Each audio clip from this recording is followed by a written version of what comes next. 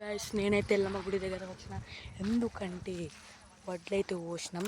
వడ్లు పోసేసరికి వర్షం అయితే చినుకులు పడుతున్నాయి. అందుకే ఎత్తనీకి వచ్చినాం. అంటే కొంచెం కప్పాలే కదా, అందుకే వడ్ల కుప్ప అయితే చేసినాం. కొంచెం వరకు వడ్లయితే ఎత్తుతుంది మా తాత. చూడొచ్చు మీరు, వడ్లయితే ఎత్తుతుంది. ఇదైతే వడ్ల కుప్ప. ఈడేసారు వడ్ల కుప్పని. చూడొచ్చు మీరు, వడ్ల కుప్పని అయితే ఇట్లా వేస్తారు. ఇది మన ఎల్లమ్మ గుడి. చూడర్రి ఎంత బాగుందో ఎల్లమ్మ గుడి. ఇది ఎల్లమ్మ గుడి. ఇది కూడా ఇది పుట్ట ఎల్లమ్మ గుడి. చూడొచ్చు.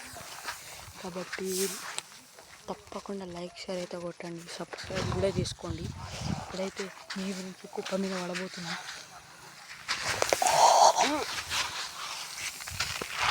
పడ్డా గైస్,